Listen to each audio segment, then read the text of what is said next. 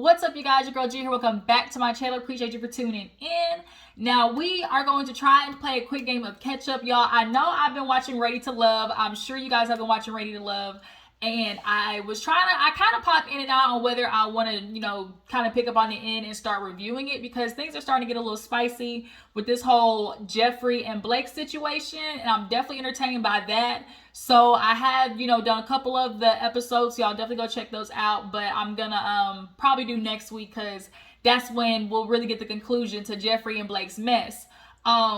Not only Ready to Love, but Love and Marriage DC, which is what we're going to talk about now. Love and Marriage DC is definitely, I am appreciating Love and Marriage DC, especially on the heels of just like everybody kind of having this realization of just, reality TV and its purpose, especially with how Real Housewives of Potomac was. Like, when we say reality TV, a part of it is going to have to be like real, and so we're getting real stuff on Love and Marriage DC, and that's just what I love having like the conversations about, because we really get into the nitty gritty of conversations that really need to be had. In particular, y'all know, to Jamie, I know this is gonna be a hard season for you, Jamie. I already know it's gonna be a hard season for you. So when you get to the reunion, don't be trying to send out shots because of how your ass acted during the season, okay? Don't sit there and say, oh, it was the camera. No, because the camera don't make you say or do, the actions and say the things that you say. But let's go ahead and get into the episode. I watched it like a 1.5 times. So if I missed anything, y'all drop down in the comments to let me know. But so let's get into it. We open up basically with Joy and Clifton. Y'all, that house was banging. Like, when you get older, like when people say, oh, what you picture, like your kind of like last stop house is going to be like, okay, this is my final house. I want it to look like this. And Joy and Clifton's house is that. Like, for me, like, I want to be, long driveway, a couple of acres, water, being able to look outside on the porch. Like, should I do that now? Like, at home, like, I'll be on the back porch. I have no idea. Like, and we have, oh my God, the stars are beautiful at my house. So be outside, enjoying the, the view, in its entire glory, with a little bit of help, of the herb. The herb make you see things a little bit clearer, okay? So you just sit outside, and just inhale the good shit, exhale the bullshit, and you just look outside at the water. Like, that's just my dream. But Joy and Clifton, that house banging, but they basically were just talking about, obviously, marriage, and they clearly love to just always throw in there, I guess, like they just got to be proving to us like they be like having sex down boots, because like the first time we met him, he had a leg sprawled up on the bed, and then now here we go into this house again, and they got that little bench, and they big asses trying to jump on there. It's like they're trying to go everywhere. And so it's just kind of like, why are you trying to prove that that's the way y'all are working? But okay, we get it, Joy and Clifton, we get it.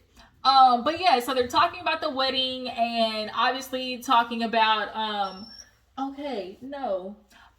they're talking about the wedding, and they've been talking about basically what's been going on with her and the girls and stuff like that, and how she's feeling. And obviously Joy is still kind of sticking to the story of like, she don't really mess with people who kind of are from her past. Polo, I ain't got nothing for you. Shh. Okay? Yeah, so it's just like watching Joy and Clifton. I'm trying to decide whether I F with him or not. Like, I'm trying to decide, but the jury's still out on them. Polo, shh. I'm not picking you up. No. Y'all, this dog always be wanting attention. Always. No. So yeah, let's go ahead and move on. We see this scene with, if you don't hush.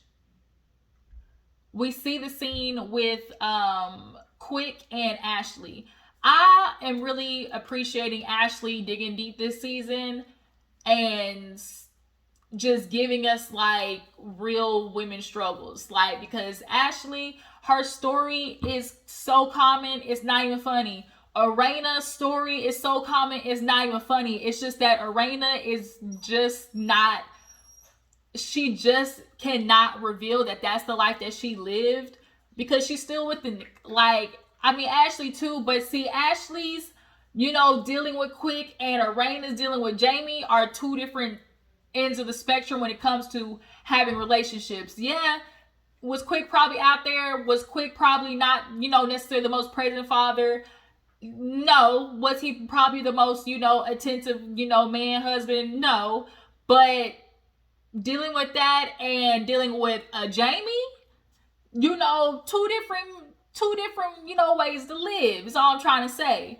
But Quick, I guess he's trying to make up for not telling Ashley about her friend Alicia getting to the accident. So we see him cooking. You always notice how on these TV shows, you know when the husbands know that they effed up. You know on Love and Marriage Huntsville, Maurice, because of that picture, all of a sudden him and Kimmy taking trips here and there. He booking little cute little dates. Marceau, he started to take Tisha out on dates. Like, men know when they be effing up, and you always see it like one season they be acting this way, but then all of a sudden the next season, now all of a sudden you waking up and cooking for her, and now all of a sudden, you know, you got a surprise, you know, playing for her. It's like, bro, men be knowing, they be knowing, okay? But he's cooking for Ashley, and you know, she's just basically talking about, you know, obviously Alicia, like, she was, you know, luckily okay, and she went in all quick with a real quick, like a quick little stab. She got him with that. Why didn't you tell me about Alicia? Like, she was hurt. He was like, she was okay. She was like, you still should have told me. Like, that's my friend. Like, for real. Like, you don't have real friends. You would understand. And it was kind of like she got like, it was just kind of like, ooh, I felt that. Like, god dang. He was like, I have real friends, and it's like, okay. I think Quick got friends, but what she's saying is like, no, you really got friends. Like, friends, like, to the end, and that's gonna really hold you on your shit. Like, that's what she means.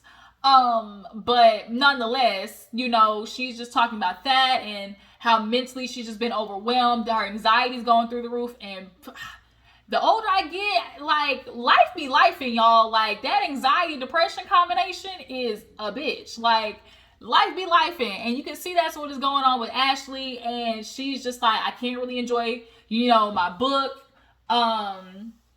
You know, I feel like I should be celebrating, and it's just like, I don't feel like I can do these things. Obviously, dealing with the stuff with her mother. Ashley is just kind of going in that cycle that people have where it's like, you're going good for a little bit, then shit's kind of like starting to feel a little heavy, and then you kind of go back through that like questioning phase of like trying to get back right. And it's like, obviously trying to become a better human is like always going to be a cycle. Like, trying to be your best self is probably one of the hardest battles, like, us as humans are, you know, going to have to go through. Being your best self and living your true life that you truly want to live. And, you know, in balance or in battle of what the world tells you, like, the life you should live. I.e. being a woman, you know, they tell you, you're supposed to support the husband, stay at home, cook and clean for the kids and take care of them. And that's your duty. Just stay at home and do that. And women are like, but I can do more. Like, and men are like, sit down, pat you on the head. Oh, that's so sweet. But sit back down. And subconsciously, they're passive aggressive as fuck in doing that. But nonetheless, I went off on a tangent. You know, Ashley is just like, she's a woman going through like that battle of just like, I want to get my life together, but it's hard for me to deal with it right now. And it's moments like these that you really truly need to have a husband that can support you, and having a man that is mentally and emotionally equipped to handle moments like this. Because truth be told, a lot of men just aren't in touch with themselves emotionally and mentally, truth be, like, for real. And if that mental emotional combination of just like things that like men kind of lack, being able to decipher like the emotions that are coming up, and how you can be there for your woman more mentally and emotionally, because that is something men struggle with hard, is being there for women mentally and emotionally. Like, having a husband who can be able to support that is super important. I think Quick does obviously the best he can, but he can do better, obviously, being that we know he's a man really kind of stunted in that area, especially after his mom died, unfortunately. Like, he was told, like, you can't cry. Like, I can't cry at my mom's funeral. Like, he's emotionally repressed. But nonetheless, you know, I get that, you know, Quick is trying, but I really want to see more into the dynamic of Ashley and Quick's, like, partnership. Like, that's what I want to see, as well as Erana and Jamie.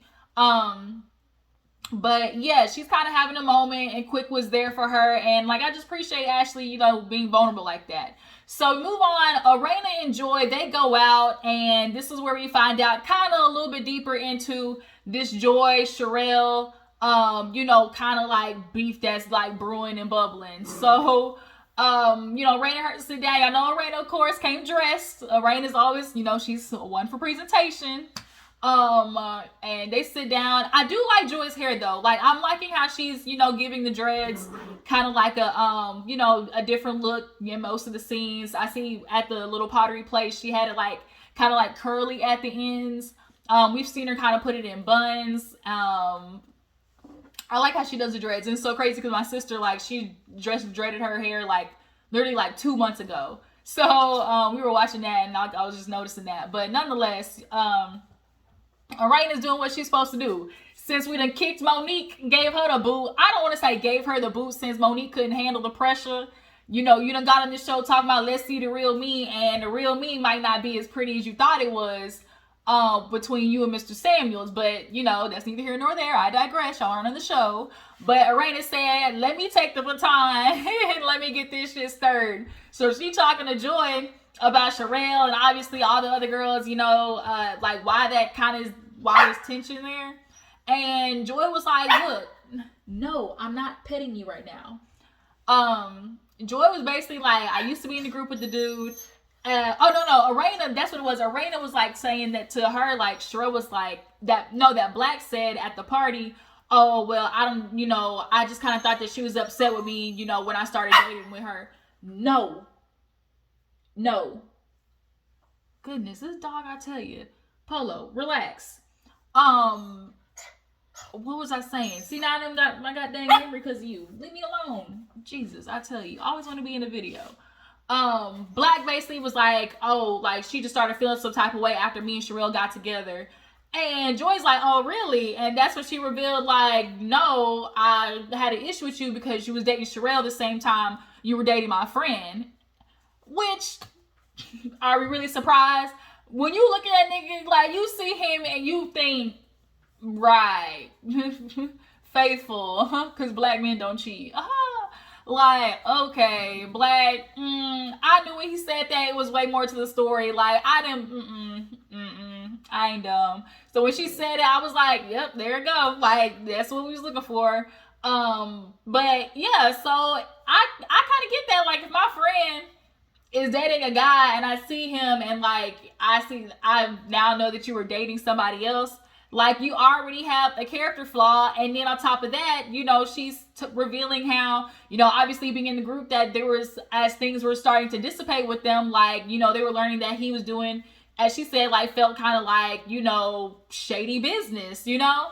And so Erana, you know, did what she do. What she decided to do this season, she decided she was going to be the bone carrier. She took that information and ran on over and ended up telling Sherrell and them at the end of the episode. So the most important scene of the episode, of you know, that episode, which is the Silvas taking out the Tailors. So they got this fun little place playing games and stuff like that. And, you know, Quick sits them down and, you know, they're just kind of like doing small talk. And they're like, yeah, you know, I ain't seen you since Ashley's birthday. You know, what's up? And he was like, well, you know, speaking of Ashley's birthday, here, Quick. Something about Quick is just making my spidey senses tingle. Like, there's a little bit of, like, you know, as they say, discernment. There's a little bit about Quick that just kind of gives me a little chauvinism, where it's like, he wants to be the one to like always just like, he's got to be that guy of the moment, like the savior, I don't know, like he's like he just has this thing of like, I got to be that guy. And because to me in this scene, oh my god, freaking fly's gonna, oh my god, there's nothing more annoying than when you're either going to sleep or like doing something and all you hear is like like flying all around the room. Oh my god, I know I'm not the only one.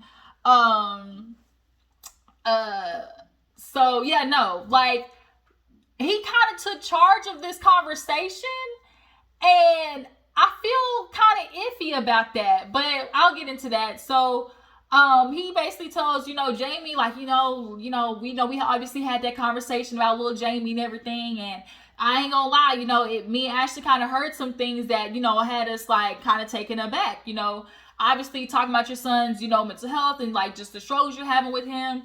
I was quite surprised to, hear you say like, you're a bum, you spoil, that's why you a bum. And the Taylors, they can't face the truth. Like, they're not ready to really face the truth. And Jamie, I know you want to hit us with the I don't recall, I don't remember, but I shouldn't have said that bullshit. Like, bro, you remember. And Erana, you remember too. And that's half of the problem is Erana sits by and watches what Jamie does, but in fear of the retaliation being projected onto her for calling him out on his shit, she's quiet.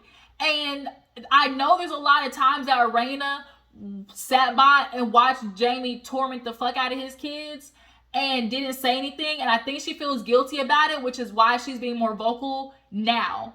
And she's being more vocal now with other people as well too, because I think she's looking for the support and just the feeling like she has a backing to get enough, just power, I guess, in herself to be able to stand up to Jamie and like, look, I'm not the only one who sees like this is not healthy. Like, Erana just needs, I guess, validation from other people to help kind of push her to be more vocal with Jamie, like to just help her feel more confident.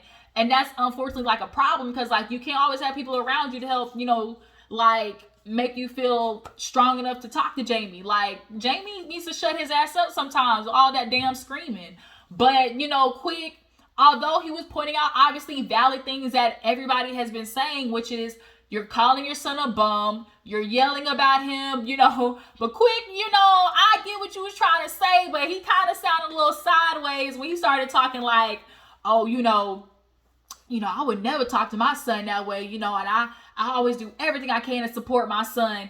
And it kind of hit Jamie's like, now wait a minute, so he was like, no, not saying that you don't, but I support my son, I just want to say like we should show our support differently, and I would never talk to my son that way. And it was like, Jamie in the confessional was kind of like, I honestly thought, I was expecting this conversation.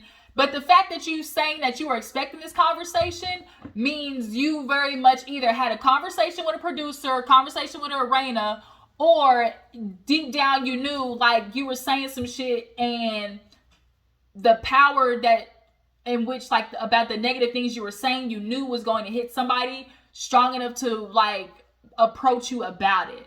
So, but although I don't like the fact that Quick was doing much of the talking, I do like how it is a juxtaposition to what, Jamie was saying, which was he was expecting Erana or, Ashley to bring it up, i.e. a woman.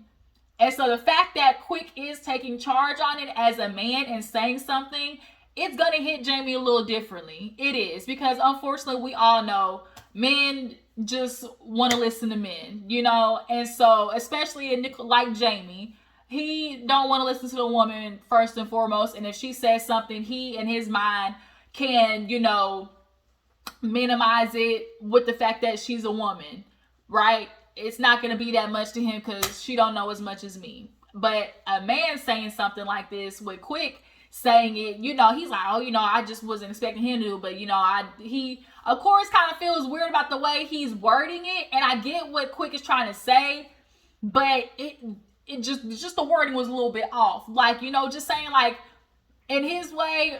Finally Ashley, came up because, they started talking about the taking your own life, conversations. So, she's like, I tried to commit suicide. I ain't gonna say the whole thing, but she was like, I always thought about that and I had ideation. And I think like as she said, if that freaking, era of men in particular, of just that men, people of that era, men especially in that in particular, when it comes to mental health, to them, it's just like, what mental health? It's just like, they don't really feel like it's a thing that has to be worked on. Like, you're just supposed to have this mentality, and like, that's gonna be what it is. Like, as if you having an effed up mentality that affects your family or your, God dang it. Like I told you, this fly is killing me. Like, having a mentality that messes with your family, your kids, like your wife, like having a mentality that is dangerous to them, and feeling like you should check on that mental health to figure out like why, because hello, your mental health projects onto other people. Obviously, as you can see, like, Jamie ain't right up in the head, and guess what, little Jamie ain't either. And I mean that in a way of like, they are not in touch with their emotions and aren't in touch with themselves mentally. It's just what I'm trying to say. But Ashley talked about how, like, from the time she was a teenager to the time that she attempted in 20, and and then readmitted herself in 30, like, mental health is an ongoing working battle. Like I told y'all, like in my last video for y'all, like I finally decided I was gonna go re-sign up like for my therapy now that my insurance came in. I was doing it before and like stopped. But now that my insurance kicked in, like, I'm starting back up. Like, you have to take your mental health seriously, because if you don't have that, like, that's where your kind of your motor and your engine is to like go on and live life. Like, it starts up here. And that's what Jamie is missing. All he keeps thinking is, my son's a bum. And I'm glad Ashley said it. She's like, Jamie, it sounds like he just wants to put it all on him. Like, everybody is noticing how Big Jamie wants to put all of the issue on little Jamie. And it's not all his fault. And so you're trying to convince everybody else, oh, it's because he's entitled and spoiled. But one, how the hell did he get entitled and spoiled? He didn't put the money in his own pocket.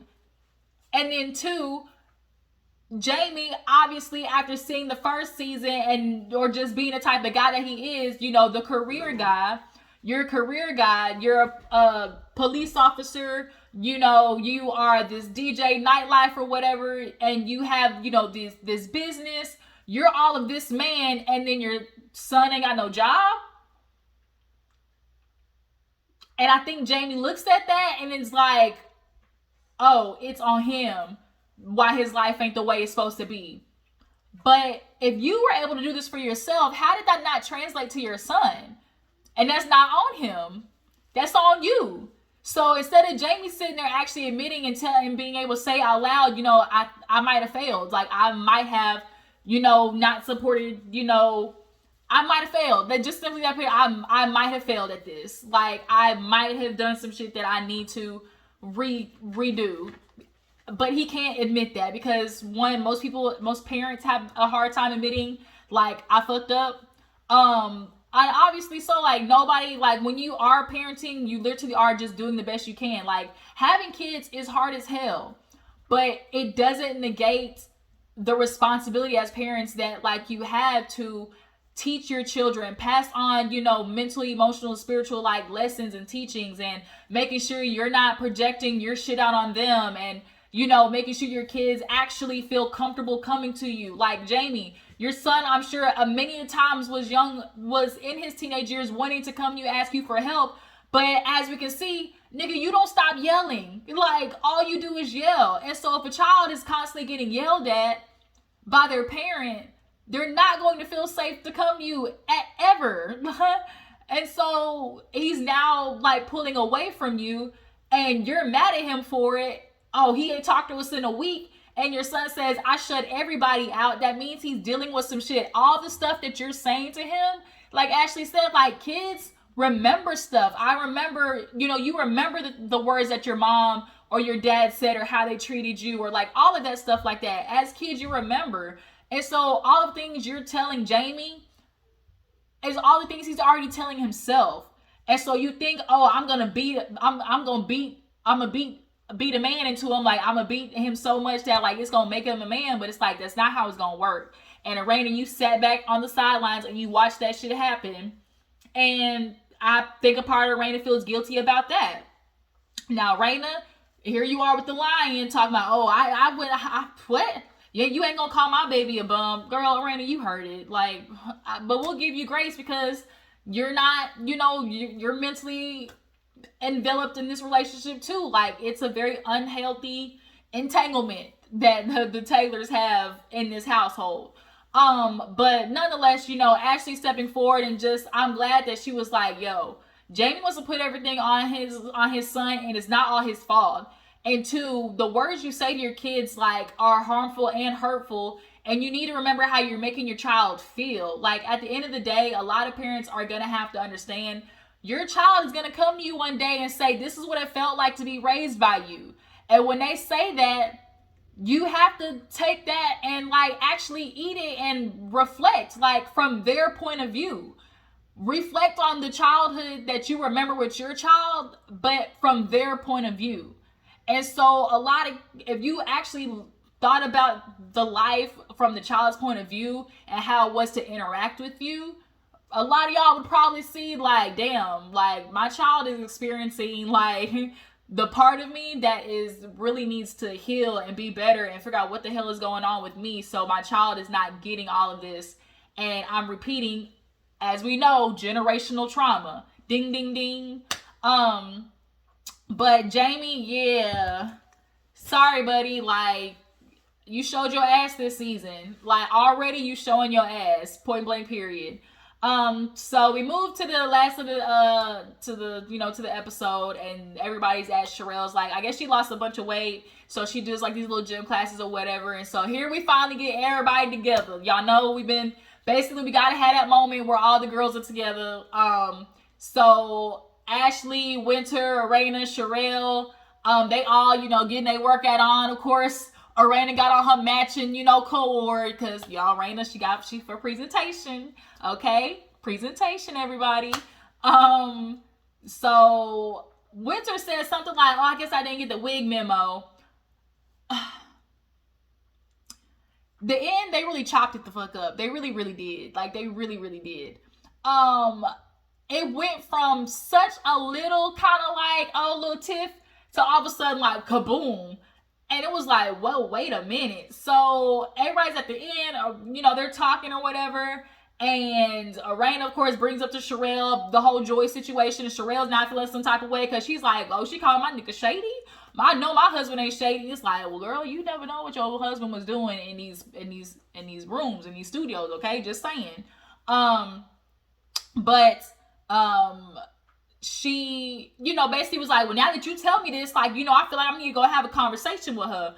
And Sherrell's like, I'm not mad at Erana, like, but I am, because I kind of feel like, damn, like, you kind of making me feel some type of way about this girl, and I ain't even met her yet, So it's kind of like, okay, Erana, we know what you got to do, girl. We know what you got to do. But as Winter is leaving, she just says bye, and it's like, I don't know you, to, like, I think Alicia, which is Ashley's friend. So now these two heifers is going back and forth, and so Sherrell's like, let's go. So Winter goes outside and talks to Sherrell, and Sherrell obviously wants to get the download on what's going on between her and the Gutter Barbies, okay? And she's like, look, I've already talked to Erana. We've come to agreement. We don't F with each other. But, Ashley, I don't have a problem with Ashley. It is what it is, And so Sherrell wants to go back inside and kind of get Ashley to walk her self outside so we can kind of, get them together to finally have this, face off. And so Sherrell was talking to Ashley, and Winter was like a little bit over, but she obviously can hear Sherrell and Ashley. And Ashley's basically like, I don't trust her. She'll say one thing. She done talked about me and my husband, talking about we ain't Christians, talking about just like all over like the internet, she's been talking shit on us. I'm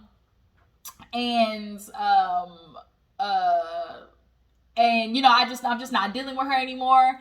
And so Winter walks herself up, was like, Ashley, I don't have a problem with you. You keep trying to come for me. Like, you're telling me like I'm saying stuff about you, but like you came for me first. And of course we do the flashback with, Ashley calling out the fact that, now bitch, how you marry a guy who live in the basement of his mama house? Like, Ashley basically said what everybody was thinking. Like, it's sad. Like, Ashley only said what everybody was thinking. Now, would I consider that coming from Winter? Like, yeah and no. But nonetheless, this hasn't been just all on Winter's side. And Erana and Ashley are really trying to make it seem like this is an all Winter thing. And we all know that ain't the truth. Now Winter is good at the the nice nastiness. Like, she's good at that. But So is Ashley and Erana. So is Ashley and Erana, because I mean, if y'all told a girl, hey, well, if you get anything about us, let us know, and she come and let you know, don't shoot the messenger, bitch, Erana. So now they all outside yelling, Ashley and her yelling, like it was so much, like you could tell bits and pieces was chopped together. But by the end of it, Winter's gone, and Sherrell's basically talking to Ashley like, I don't do this, this ain't what, I don't want no energy like this. If this is what it's gonna be, I'm done. We all go invited somewhere, like y'all ain't even gotta mess with each other. Like y'all can keep the distance. I'm cool. Leave me out of it. And so Raina was like, yeah, you just can't trust everybody. Ashley was like, yeah, I ain't gonna trust her. Like that's on you. It's just.